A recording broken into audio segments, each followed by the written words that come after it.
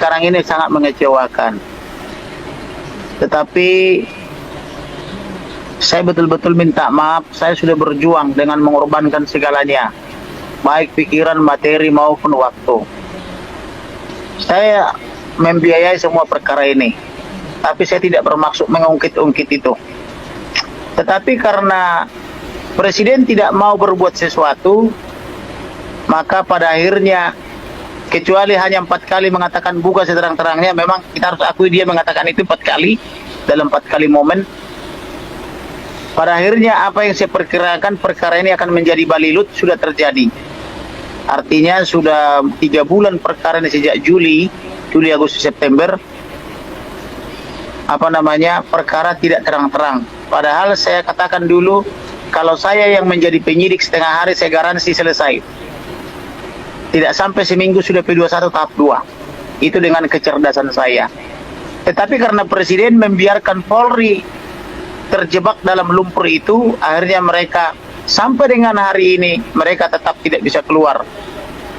Sehingga harusnya sudah banyak tersangka, minimal 35-30 tersangka.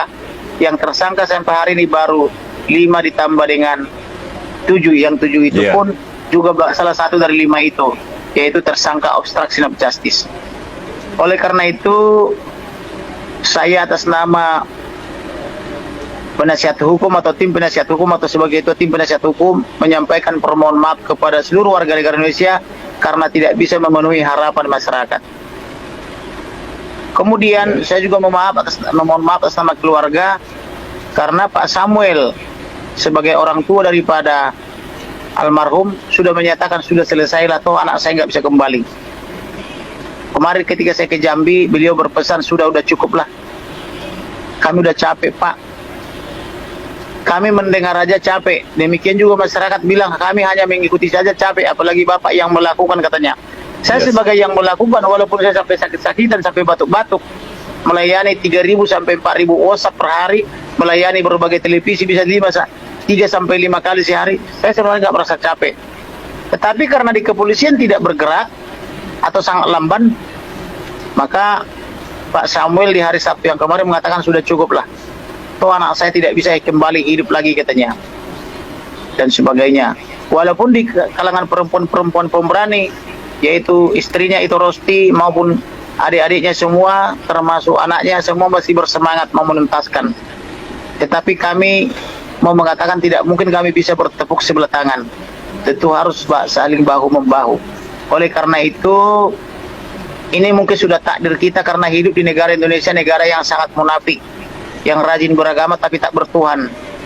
Jadi saya hanya mengatakan kita harus selamatkan Indonesia ini melalui suatu tindakan yang tepat, yaitu pada 2024 pilihlah pemimpin yang baik dan benar, yang bertanggung jawab, supaya Indonesia ini bisa kita benahi bersama. Kemudian sebenarnya kalau saya perhatikan, lebih banyak orang baik dan benar di Indonesia ini, tetapi tidak peduli.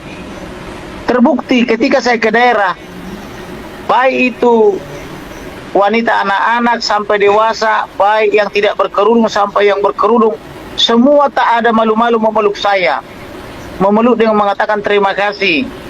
Artinya mereka rindu negara ini menjadi negara yang baik. Tetapi kita kurang kompak memperbaiki negara ini. Oleh karena itu ke depan kita harus kompak, jangan mau diadu domba, jangan mau dikatakan aku Pancasila kamu khilafah. Semua kita menganut filosofi atau falsafah Pancasila.